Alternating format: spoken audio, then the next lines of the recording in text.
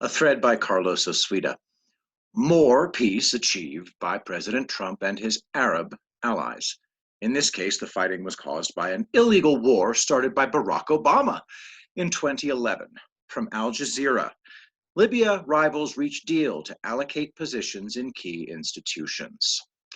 Libya was ruled by dictator Muammar Gaddafi for 42 years.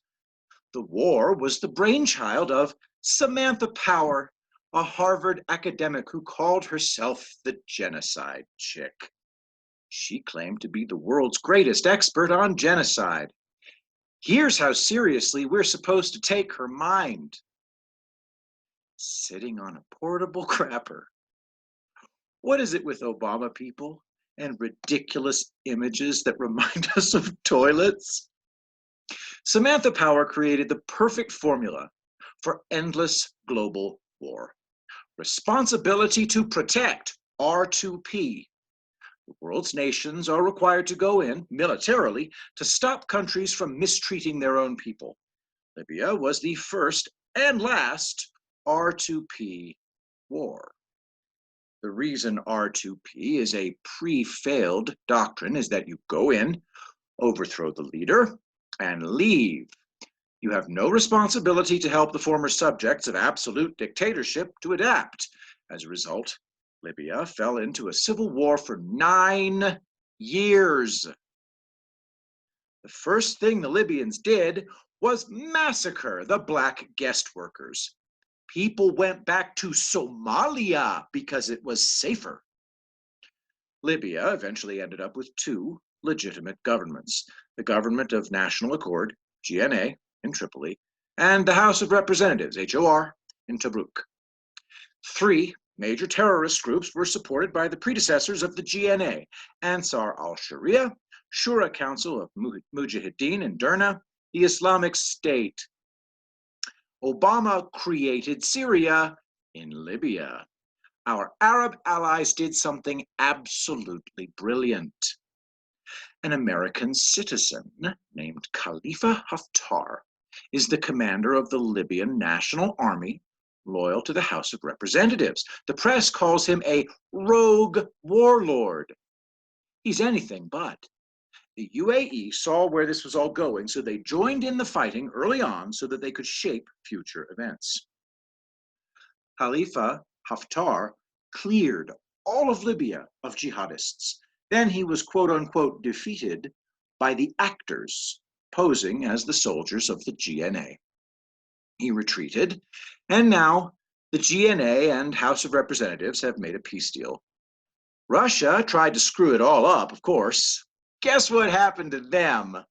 TheDrive.com. 2 Russian MiG-29s have crashed in Libya, according to top American intel officials.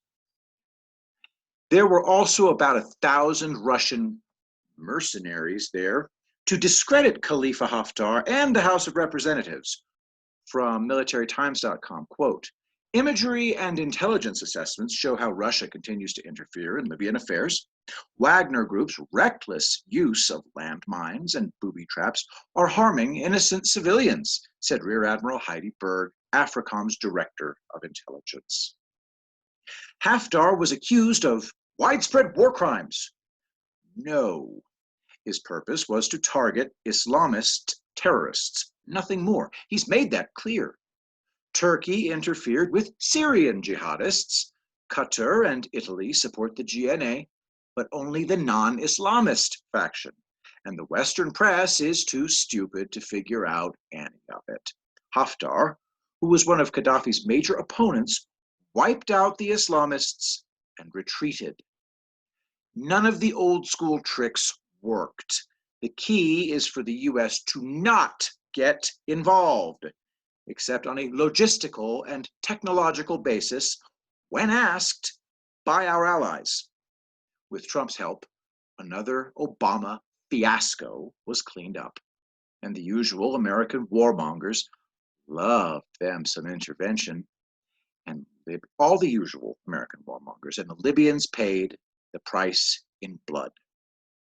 These are fellow humans, for God's sake. We have no right whatsoever to make them die by the thousands. Ignore the press. I knew what the UAE, the Libyan House of Representatives, and Khalifa Haftar were doing the second they started. There were tons of massively squared away rebels who were obviously professional commandos.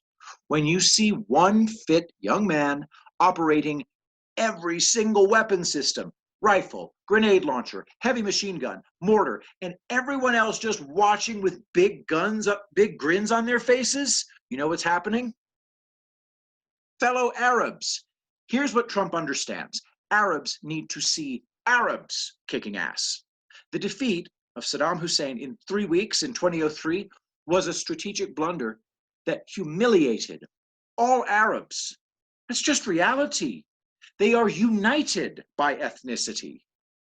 Yesterday, Trump had multiple American combat veterans speak at the announcement of the Bahrain-Israel peace deal, and they said the same thing.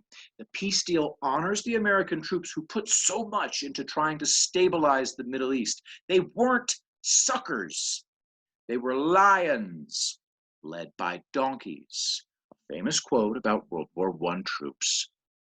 Arabs must build up a string of victories on their own.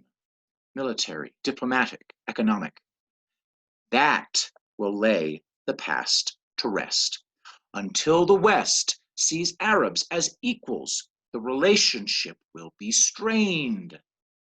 Trump already does see them as equals. That's why they trust him.